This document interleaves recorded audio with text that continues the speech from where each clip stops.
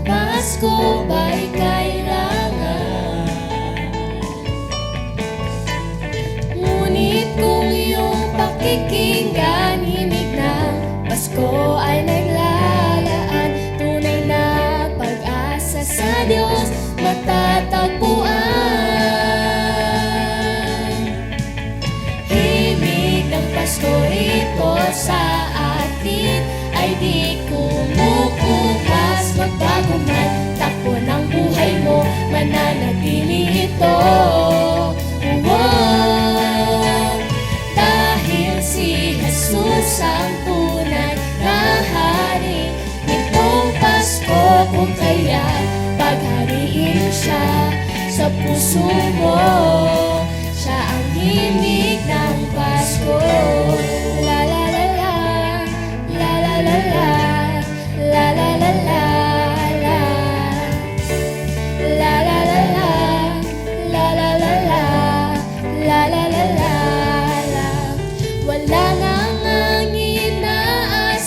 Kundi lahat ng puso'y pagharian, pag-ibig na alay ng Diyos sa sanlibutan.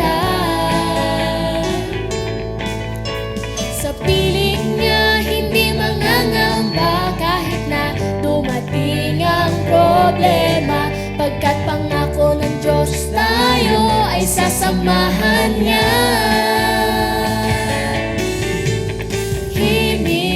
Pasko rito sa atin ay di kumukupas. Magbago man takbo ng buhay mo, mananatili ito.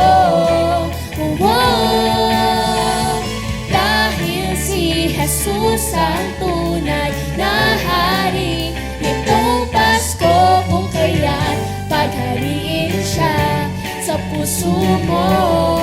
Siya ang himig ng Pasko. Himig ng Pasko rito sa atin ay di kumukupas. Magbago man takbo ng buhay mo, mananatili ito.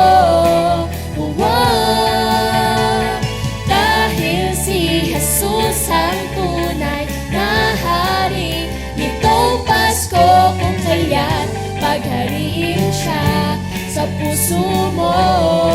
Siya ang himig ng Pasko. Himig ng Pasko rito sa atin ay di kumukupas. Magbago man takbo ng buhay mo, mananatili ito. Dahil si Jesus ang tunay na hari nitong Pasko, kung kaya't paghariin siya sa puso mo. Siya ang himig ng Pasko.